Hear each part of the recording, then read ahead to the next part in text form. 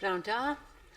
A gawaf Cynulliad Cenedlaethol Cymru Drefn. Item 1, cwestiynau Prif Weinidog. And question 1, Rebecca Evans. How is the Welsh Government working to improve road safety in Wales?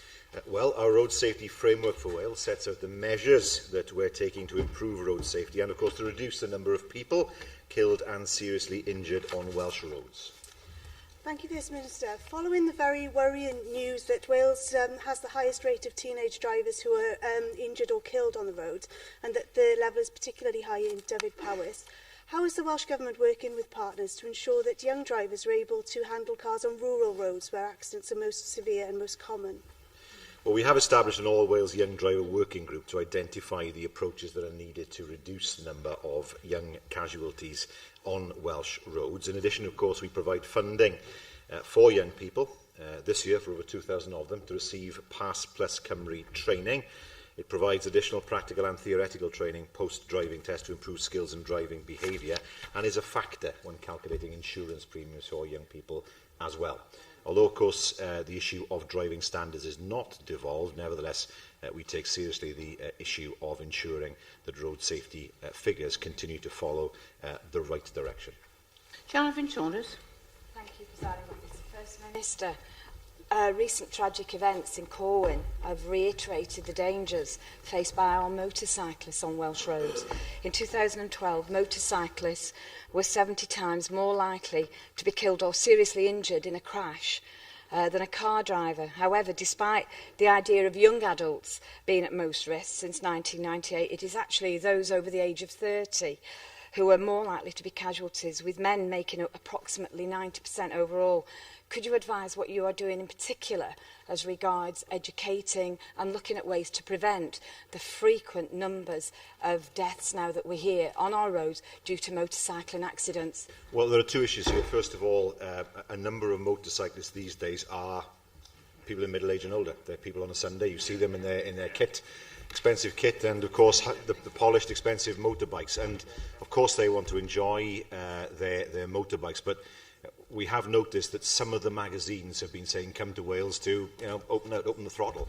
And that means, of course, they're speeding. And no matter how good you are as a motorcyclist, you lose control, you have very little protection, you are at risk. So I think there is an emphasis here on, we're talking about people here who are mature in age to ensure that they ride safely, and also, of course, on the magazines to make sure that they don't promote irresponsible riding. Alan Fair-Jones. Gan gyfeirio at yr un broblem ar ddamwen yngheuol ym Mhontyblydyn, un arall ar A470, dim pob un yn ymwneud â beicio modur. Pa drafodaethau mae Llywodraeth wedi gael gyda'r Comisiynydd yr Heddlu i weld â modd cynnal ymgyrch i geisio newid arferion rhai o'r gyrwyr. The habits of some of these drivers and motorcyclists. I think that's something very sensible and that we would want to consider. But of course we have to remember that those who have been killed, especially recently, that it's very important that the police consider once again working with us as a government to ensure that that campaign for safety is one that ensures that fewer motorcyclists are killed over the next years. Casey Williams. First Minister, one of your targets is to see a 40% reduction in the number of young people killed or seriously injured on our roads by 2020. Could you give us an update as whether you believe that target will be reached? And would you also agree with me, one of the reasons why young people in rural areas are killed in higher proportions is because often there is a lack of public transport alternatives for young people, therefore they have to be driving their cars. And what can we do to improve the opportunities for young people in rural areas to access affordable public transport? Well, if that were the case, then we'd see an increase in accidents across the age groups, not just for young people. We know that the overall rate of casualties on Welsh roads has been falling. It fell again in 2013. The number of motorcyclists and young persons killed or seriously injured does remain below the 2004-8 average, and indeed there's been a general trend towards fewer people being injured on the roads over the years in any event. So I think the 2020 objective is perfectly reachable, but what's important, of course, is that young people, when they learn to drive, when they pass their test, even though the test now is far more difficult than the test I tried 30 years ago, I have to say, especially the theory end of it, that they do realise that there's still more to do in terms of learning how to drive, learning road sense, and that's what Pass Plus Cymru aims to do, with the added incentive, of course, of providing a potential reduction in what are very hefty insurance premiums. Question 2, William Graham. What assessment has the Welsh Government made of the RAC Foundation report on accident rates for young drivers? Well, I refer the member to the answer I've already given. It's an important issue, of course, and the answers I've given in terms of how to encourage young drivers to drive more safely has been encapsulated in the previous answer. Thank you for your previous answer, which I note, First Minister. You will be aware the report has shown that in Gwent, for example, the rate is more than half as high as the United Kingdom average, giving it the second highest casualty rate of anywhere in the United Kingdom, topped sadly only by Dyfed Powys. The United Kingdom Department of Transport agreed to commission research into how telematics can help change the attitudes and behaviour of learner drivers, undertaking focus groups with parents, young people and employers to get a better understanding of the issue from their perspective. I'm sure you would like to assure the House you're fully behind measures of this kind. Anything that can be done to reduce the terrible character on our roads must be taken. Of course, I should add, of course, that £4 million in capital funding and £2 million in revenue funding has been set aside for road safety in this financial year, and we have prioritised schemes and projects that work to reduce casualties in what are still, unfortunately, high-risk groups. Lindsay Whittle. Diolch, Llywydd. First Minister, Tredigga Comprehensive School in 2009 produced a powerful video outlining the risks and horrendous consequences of texting whilst driving. The video has now had over 80,000 hits on YouTube. We need to encourage more comprehensive and widespread education of the risks associated with such dangerous driving practices. Do you have any plans to work with local authorities to do this, especially considering, as my good friend Bill Graham has said, Gwent has the second highest rate of accidents amongst young drivers in any part of the UK?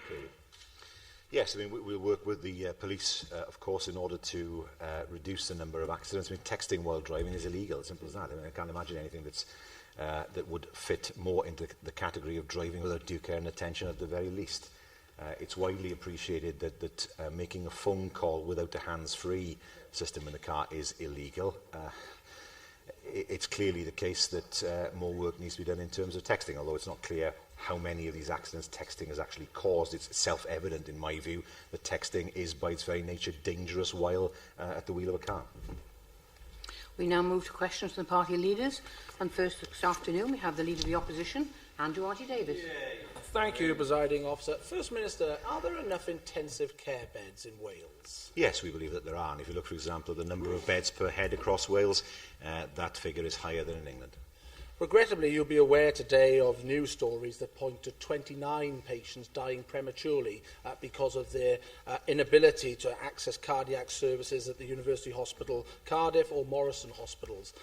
One of the doctors involved, Dr Paul Morgan, has identified a failure to have enough intensive care beds available here in Wales to address some of the conditions that these patients are presenting.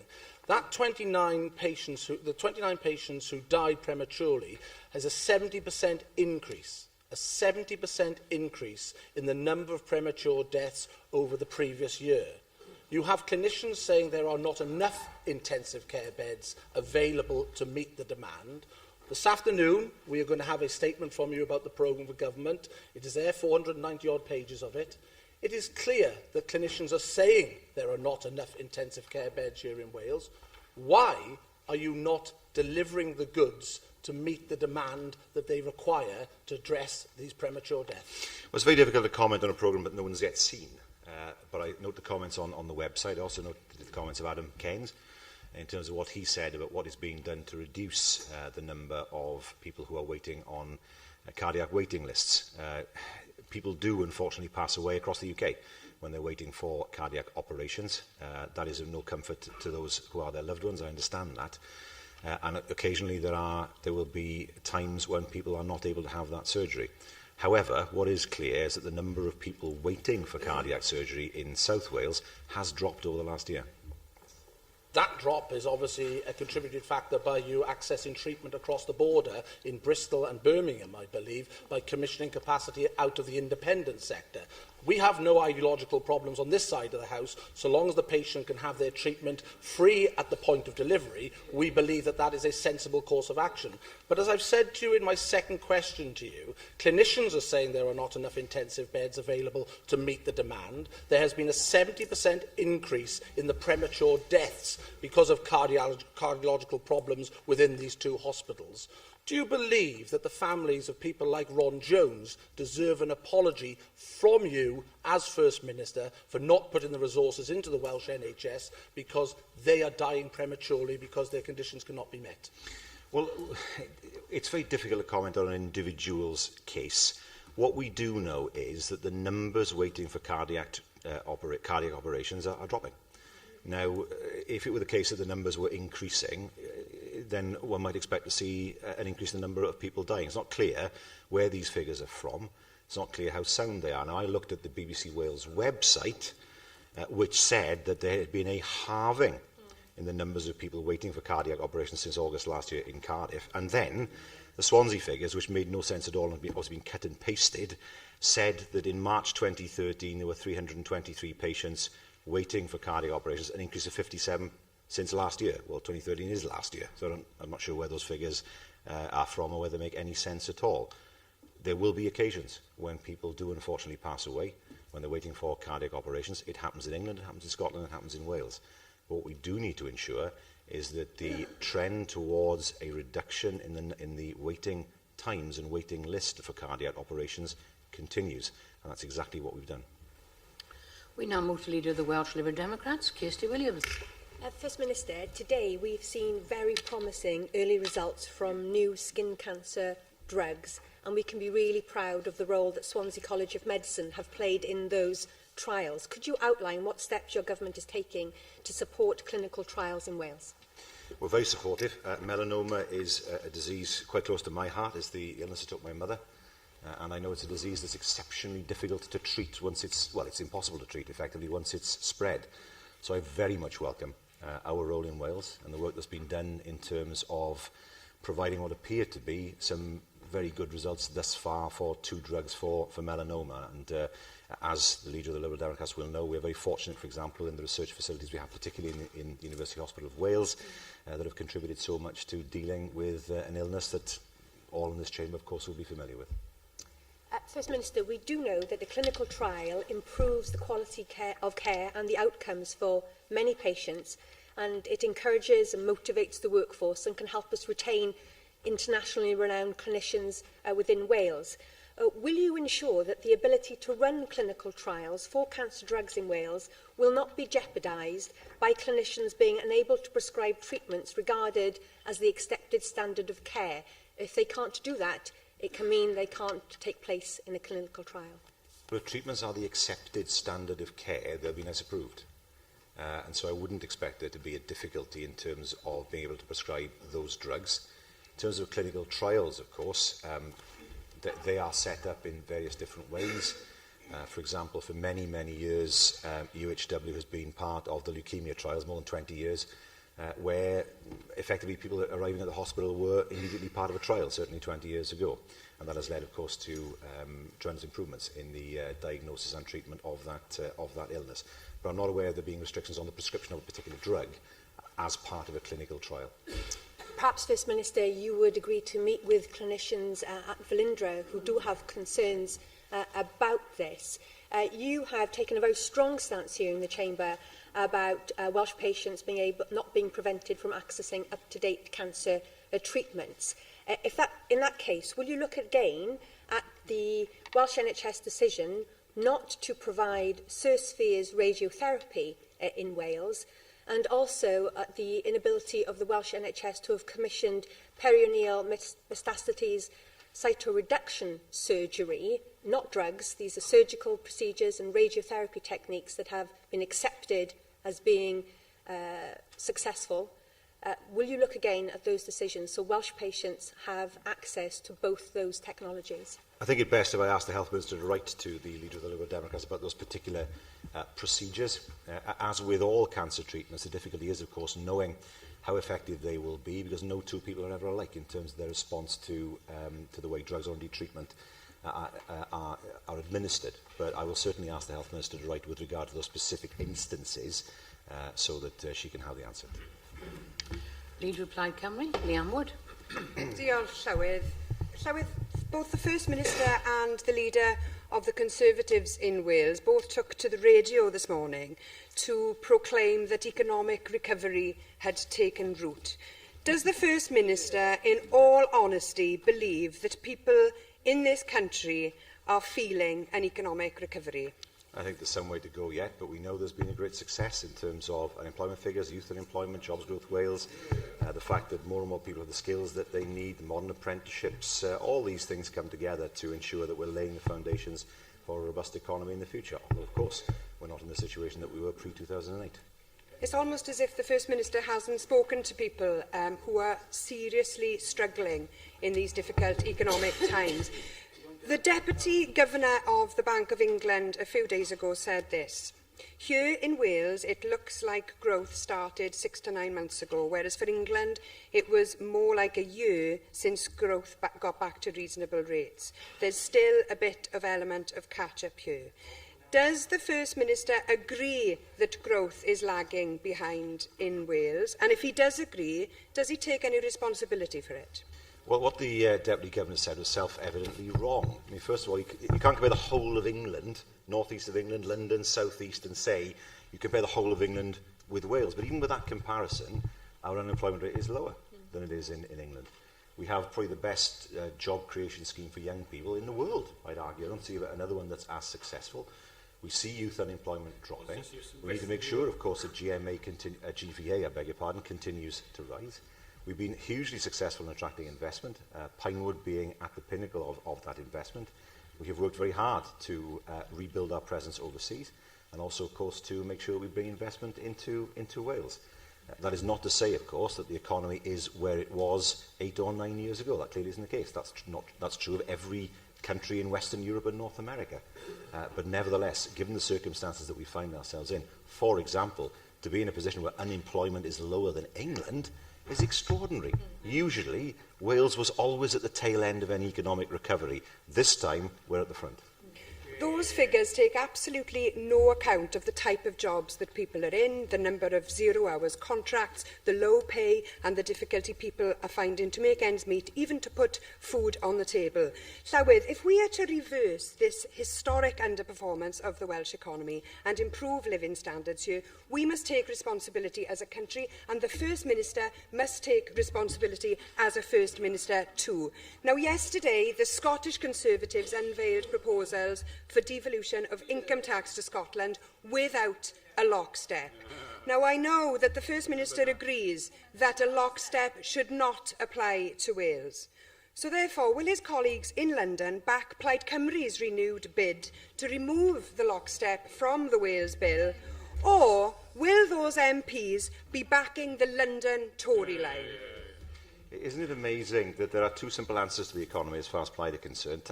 One is tax pop, the other is tax people. The fact you have income tax powers does not mean, unless you explain how you're going to use them, that they will be of any help at all in terms of the economy. Having the power is one thing, using the power is another. And it's incumbent on Plaid Cymru to explain exactly how they would use those powers to the benefit of the economy. They talk about procurement. What I've seen of their procurement ideas are actually unlawful under EU law. But that is a small item that they haven't actually thought of. Now, we are always open to suggestions in terms of how we can upskill our people, how we can ensure that we create more jobs. But to suggest that Wales is in some way doing exceptionally badly is quite simply wrong. Unemployment is a fact. Unemployment, as a fact, is lower than the UK average. That is a fact. We are getting more highly skilled jobs into Wales. Pinewood is an example of that, and there's more interest beyond that as well. These are not rubbish jobs.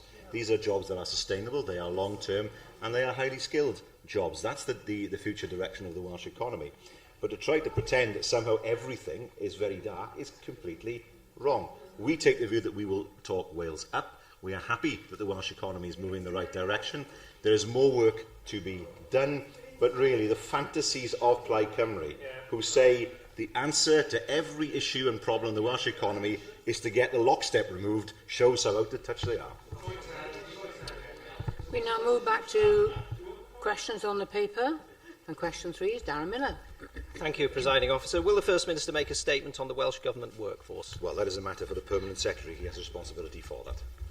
Thank you for that answer, First Minister. You'll be aware that many people have expressed concerns about the appointments process for the Welsh Government workforce, particularly given news that the former nursing director at the Abertawe Bro Morgannwg University Health Board had been appointed as a project manager on a fundamental standards of care review.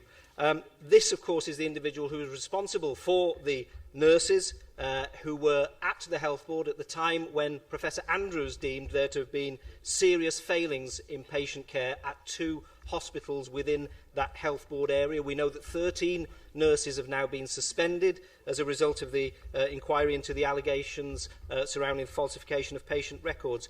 How can you be assured, as First Minister, that appropriate people are appointed to very important roles in terms of our NHS, so that people are not let down by the appointment system through the appointment of individuals like this person? And can you tell us whether you have confidence that this person can fulfil the role which she has been given? Yes, I do, and I draw on what the report prepared by Professor Andrews actually said, namely that no one individual or group of individuals should be the subject of a witch hunt. It was quite clear from the report itself that she felt that the board certainly was able to take forward the proposals, that suggestions that she took forward. The individual that the members mentioned was part of that team. She has now moved on, but there's no reason to suggest that in some way she is not capable of undertaking the job that she has taken on. The reality is that the report itself made it quite clear that there should not be a vendetta against the staff, and he is pursuing that vendetta now in the chamber. Bethan Jenkins. Prif Weinidog, nes I ofyn I bobl ar-lein y bore yma pa mater oedd yn fwyaf pwysig iddyn nhw ynglyn â swyddi trwy Llywodraeth Cymru ac hefyd trwy asanteithau mae Llywodraeth Cymru yn ei sponsro. Ac eto, y prif pwynt o bwys I bobl yw contractau 0 awr ac hefyd contractau lle bod pobl ar cyflogau mor is fel nad ydyn nhw'n cael yr un fath o amddiffyniad a phobl eraill, enghraifft, a phobl hynny sydd yn gweithio yn amgueddfa Cenedlaethol Cymru sydd yn gwynebu colli eu cyflogau premium am weithio ar penwythnosau. Beth ydych chi fel Gweinidog a fel Prif Weinidog yn mynd I gallu gwneud I sicrhau bod pobl ar draws Cymru sydd yn gweithio ar rhan asiantaethau sy'n cael eu sponsro gan Llywodraeth Cymru yn cael rhygredydd maen nhw'n heiddi ar gyfer eu swyddi? Well, the board corff I ystyried faint o bobl sydd osma bod gyda sy'n whether they have people in a situation where they have a 0 hour Cymru sydd ar gytundeb 0 awr yn ei edrych ar hwn. Ac wrth gwrs mae rhaid cael dydfwriaeth ar y lefel Deyrnas Unedig mwyn sicrhau bod hwn yn digwydd ar y lefel hynny hefyd. So felly, does ddim waniaeth ynglyn ar ei gwyddo ar aelod I hunan, ond mae rhaid yn sicrhau wrth gwrs bod ffordd Cymru a Prydeinig I ddelio gyda. And a British way of dealing with this matter. Question 4, Mark Isherwood. Will the First Minister outline the Welsh Government policies to improve public health in Wales? They are to be contained in various documents, but particularly, of course, the Public Health White Paper, which was published on the 2nd of April. Thank you. Well, since the 1990s, the British Medical Association have been saying that health impact assessments should be put on a statutory basis. The Green Paper on the Public Health Bill referred to health impact assessments and said that, or proposed that Health Board should actually have an early sight of planning applications accordingly, but there's no reference to health impact assessments in the White Paper. Why is that? Well, the issue which he refers to is a planning issue. I would argue any kind of impact, whether it's environmental impact, whether it's a health impact, are more properly contained within the planning system and indeed within planning guidance, and that will be the area, of course, where consideration will be given to matters such as that. Ellen Jones. Prif Weinidog, un o gyfrifoldebau mwyaf Llywodraeth yw I warchod iechyd plant. Mae gyda chi'r pwerau I wahardd smygu mewn ceir, lle mae plant yn bresennol. A dych chi yn hyderus y fod na ddigon o amser I chi fel Llywodraeth I ddeddfu I wahardd smygu mewn ceir gyda plant os yw'r dystiolaeth chi'n edrych arno ar hyn o bryd yn cefnogi gwneud hynny ac os ydych chi yn dangos yr ewyllus I wneud yr gwaharddiad yna. Os yna beth mae'r dystiolaeth yn dangos, agos, dwi ddim yn gweld bod yna broblem mawr ynglyn ag ystyried hwn yn y dyfodol, wrth gofio wrth gwrs beth yw barn y man mwyafrif. The majority view of the members in the Chamber is in relation to this issue. Haned Roberts. Diolch Llywydd. Prif Weinidog, mae'n nifer yn credu bod yna gyfle wedi cholli rhyw 5 mlynedd yn ôl pan na'r iechyd cyhoeddus aros o fewn y gwasanaeth iechyd. Dych chi'n credu wrth yr holl trafodaeth ynglyn â'r Comisiwn Williams, ddyle edrych os yna fodd i ni awstrwythuro a symud iechyd cyhoeddus nôl i fewn i Lywodraeth leol? Mae hwnna wedi cael ei godi. Well, that has been raised, of course, and we have to be very careful to ensure that local government can deal with public health. They wouldn't be able to do so at present, in my opinion, so we have to ensure that that structure is there to begin with, and then consider what powers could be given to local government. I've said several times, with bodies that are under, of course, if it's fair to consider how many greater powers they should have in the future. That's one thing that could be considered once that restructuring has happened. Question 5. Thank you, Llawedd. What is the Welsh Government doing to protect and enhance biodiversity in Wales? Recovery plan, which defines the actions needed to halt and reverse the decline of biodiversity, and of course the Environment Bill will ensure that we have the legislative framework to manage our resources in an integrated way. Thank you for that, First Minister. Over the last 3 years, as a member of the Environment and Sustainability Committee, we visited a large number of really impressive projects which both protect and enhance biodiversity across Wales, whilst also enhancing food production, energy production and flood protection, by way of an example.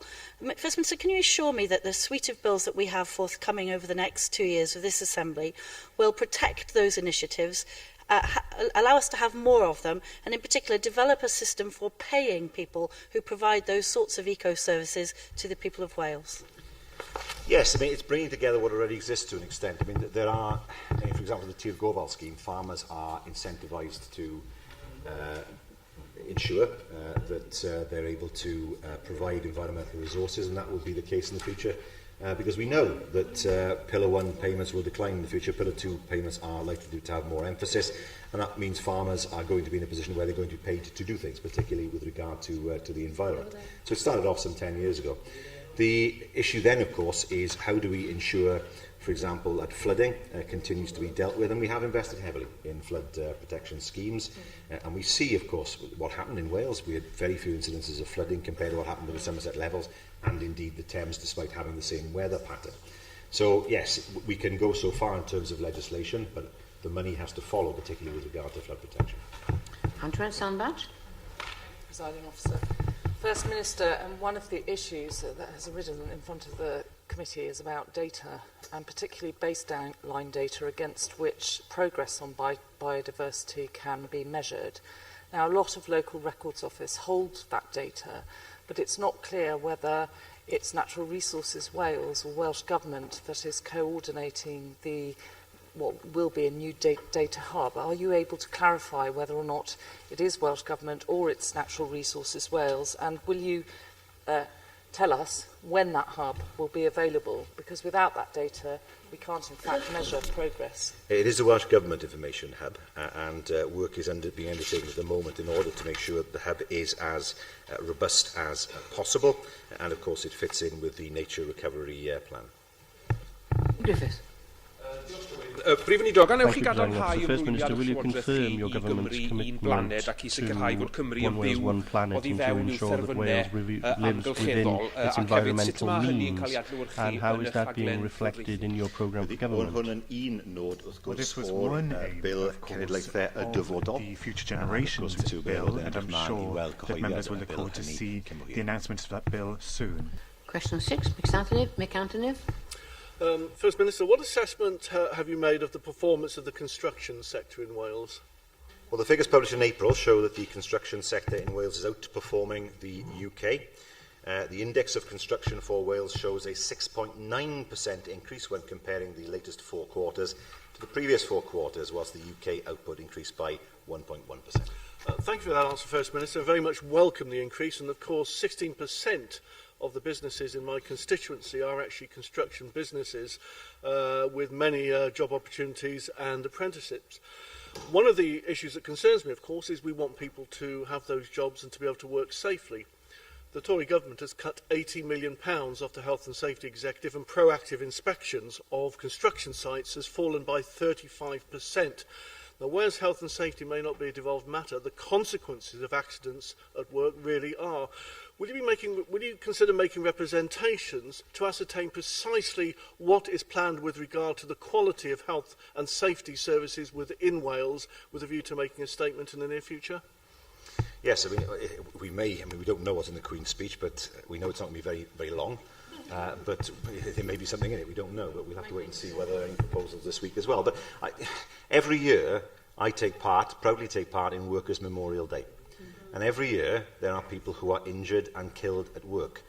Now, the answer to that is not to weaken health and safety legislation to enable more people to be killed and injured at work.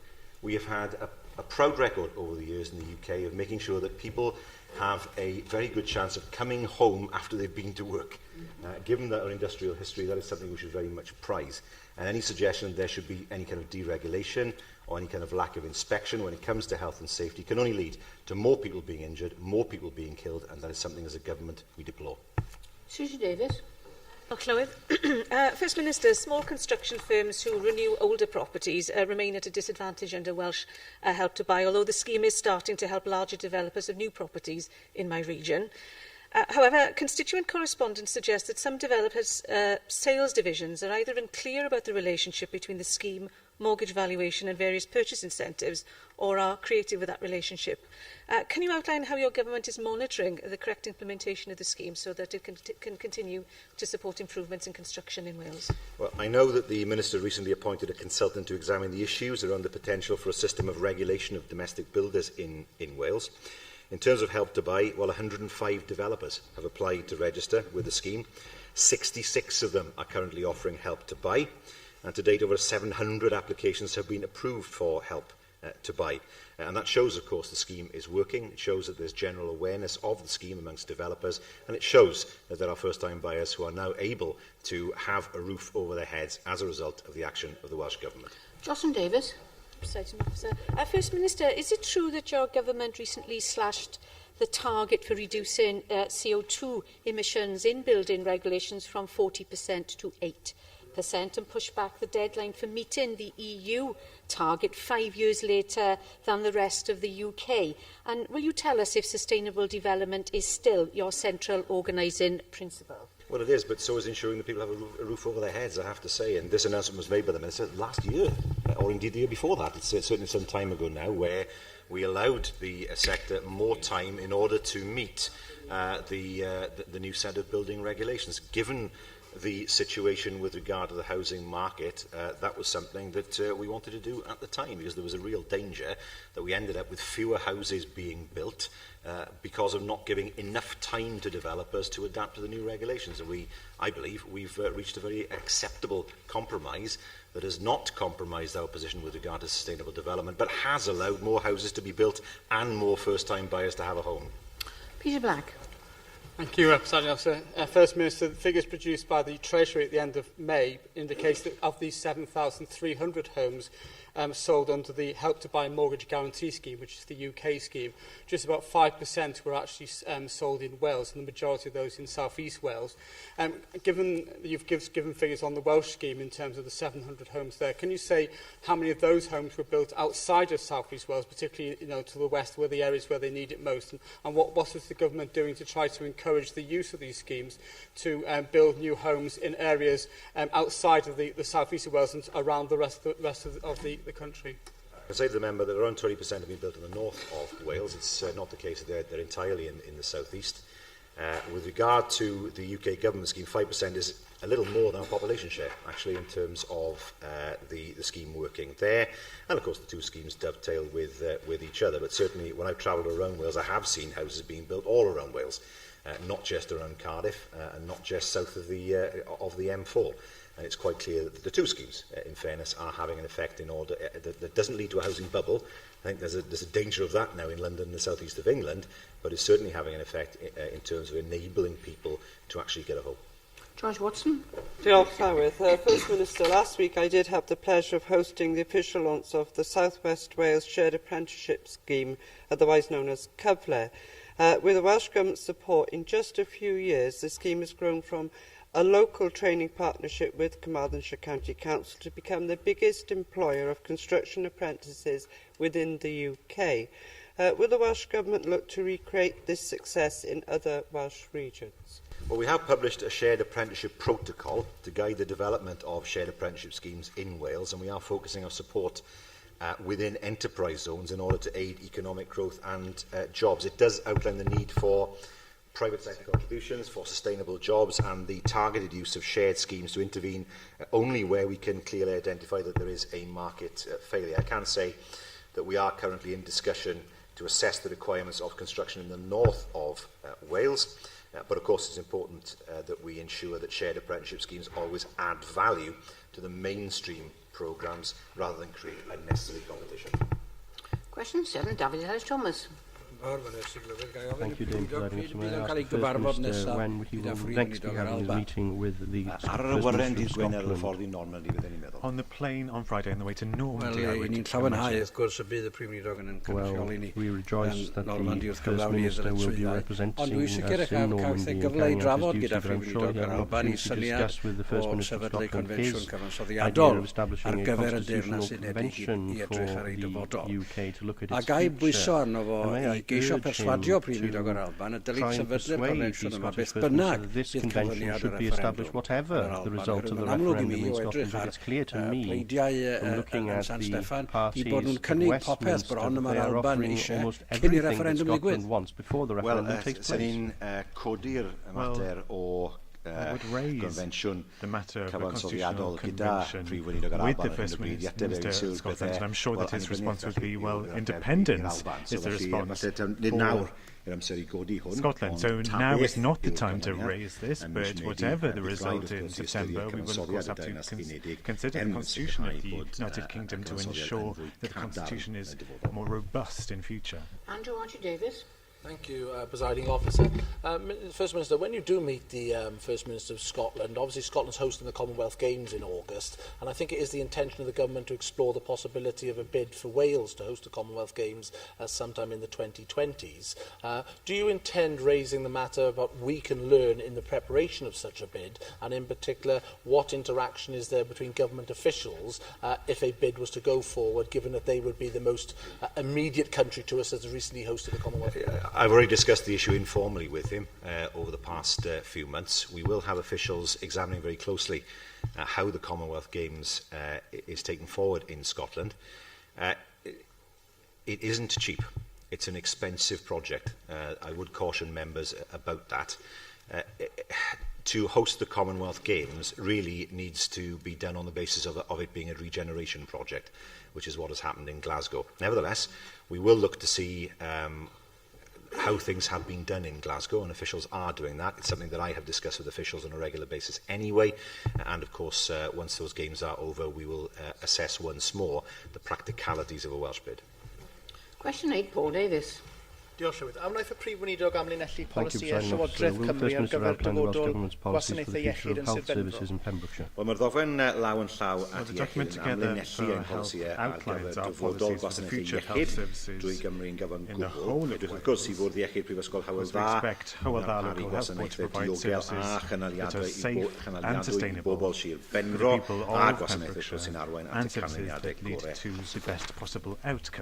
Dwi'n ddiolchgar i'r Prif Weinidog am yr ateb. To the First Minister for that response, and I'm sure that he would agree with me that in order to ensure the highest quality services and services appropriate to Pembrokeshire, we must ensure that correct assessment takes place. Now, you as a government have decided to close the Special Care Baby Unit at Withybush Hospital, it seems, without having an assessment of the impact on equality, because these were only prepared in draft form by the Health Board.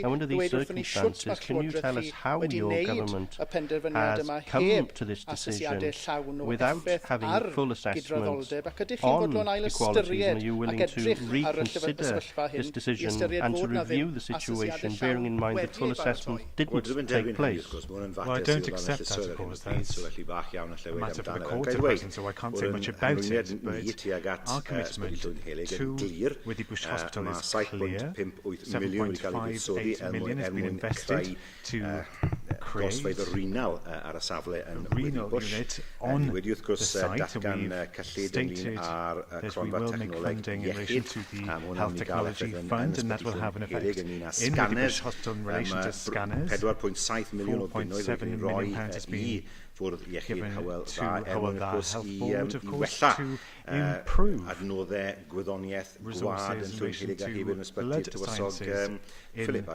Prince Philip Hospital, and on top of that, of course, £2.5 million has been given to ensure the renewal of blood science services in Wedi Bush itself, which is part of that treatment. So we've shown the commitment that has been made to the hospital, but of course we have to ensure that services are sustainable and safe.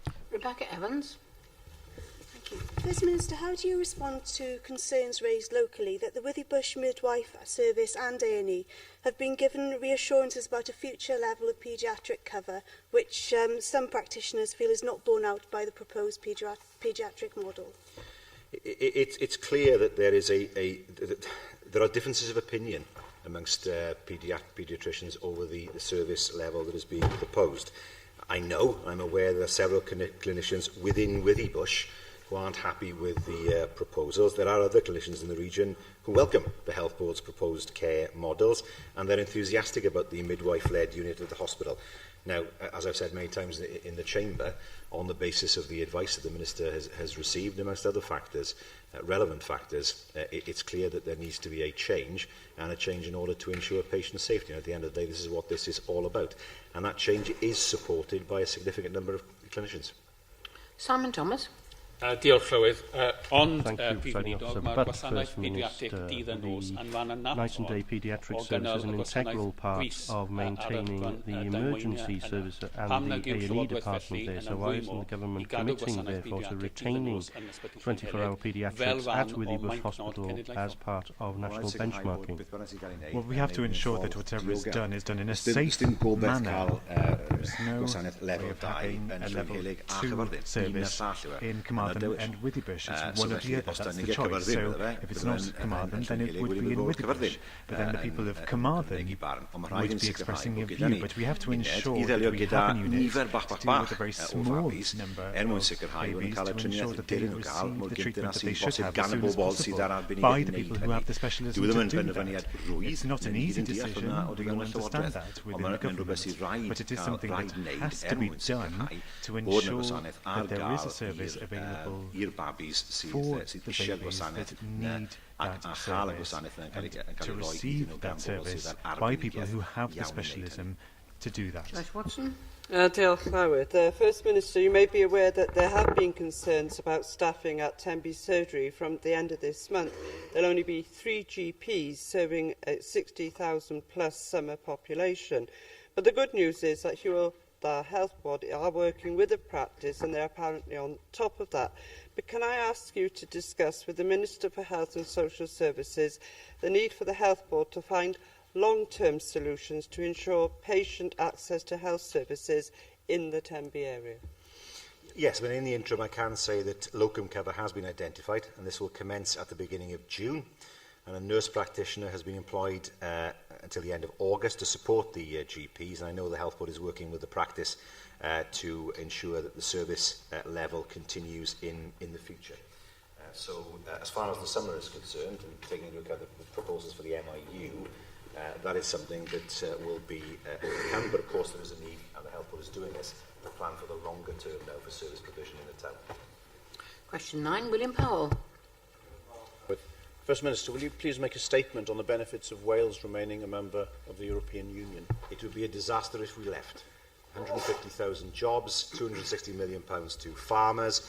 For any country that has a large manufacturing sector, leaving the EU would see many thousands of jobs leave Wales. Mr Minister, I'm very grateful for that response. I think it's fair to say that the last couple of weeks haven't been particularly salutary for those of us across the continent who remain committed to the principles of the European Union, who want to ensure that Wales remains best placed to contribute to it, as well as deriving maximum benefit.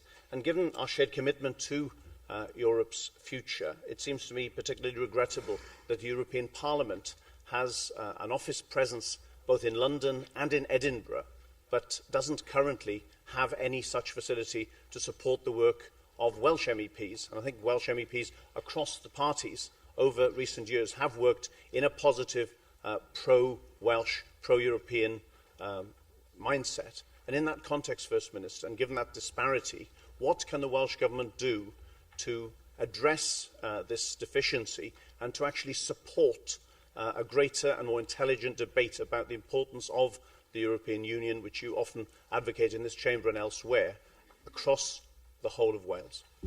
Well, the Commission, of course, has an office. Parliament doesn't. That is something I'm prepared to take up with the new MEPs. But I think it's worth emphasising the points that I made earlier about the importance of Wales's access to that large single market. It is within the first three questions I'm asked when I go abroad.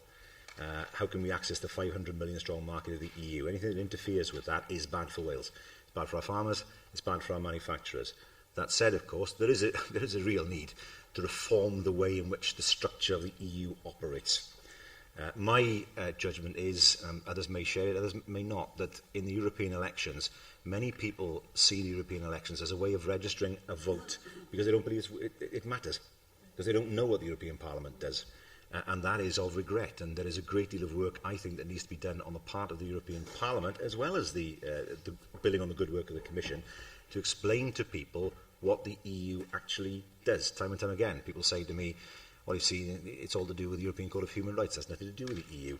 That's as much to do with the EU as UEFA is. It just happens to share the European title. But it does show that there's an enormous amount of work to do in order for people to understand what the EU does. William Graham? I regard your remarks then, First Minister. Would you not then agree that the Conservative policy of having a vote on Europe is the way forward for those to express their view on either side, then the debate is finished and we go on with forward and try to make things better in Wales? Well, I think what you've done is have 3 years of utter uncertainty, because I can say to the member, I have spoken to companies who have been reluctant to come to Wales because of that referendum. It's the uncertainty. It's the uncertainty. They're saying, well, we don't know whether the UK will be in the EU or not, so how can we look at Wales as a place to invest because of that uncertainty? Same thing applies in Scotland. You can't on the one hand say the Scottish referendum is creating uncertainty, but the UK referendum on the EU isn't. Of course they are. The two of them are causing uncertainty, and that is the nature of things. I don't know what the Prime Minister's position was, if he'll be Prime Minister in 2017, but I don't know what the position of the UK will be. I don't know what he sees as appropriate reform. Some of the things that I've seen mentioned by the coalition government would be bad for Wales. Any idea, for example, of transferring common agricultural policy payments to the UK government would mean that 260 million would either be skimmed or not be given to Wales at all. I'd rather the money come straight from Brussels, thanks, and see it skimmed in London. So that's not in Wales' interest at all for that to happen. Nor is it in Wales' interest at all for anything to be done that interferes with European structural funds via a filter that's in Whitehall. That is not something that is in Wales' best interest, and something that I would resist to the greatest degree. Roger Lynn Thomas. Prif Weinidog, dwi'n gyda'n llwyr â chi byddai creu rwan sicrwydd ar hyn o bryd yn gallu bod yn niweidiol iawn i economi Cymru ac yn gallu golygu bod cwmnïau yn anfodlon i fuddsoddi ac i leoli yng Nghymru, ond wrth gwrs mae gan eich blaid chi hefyd bolisi o ail-negodi has a policy of renegotiating the relationship with Europe. But looking at the bigger picture, you've made it very clear how important it is for Wales to be within the EU. But isn't there scope for us to seek means to ensure that people better understand the importance of that? I accept what you say about this particular election, but having said that, it's clear that that message hasn't got through to the people in Wales in terms of how important it is that we are at the heart of Europe. Well, that is entirely correct, and there's a duty on all of us, in all of the parties, to ensure that people understand what happens on the European level. But there is a duty on the European Union as well to explain what it does, and also to consider this tendency towards integration or greater integration is reducing. As we look at what's happened is that the United Kingdom has followed an European trend in terms of voting for a party that is anti-Europe.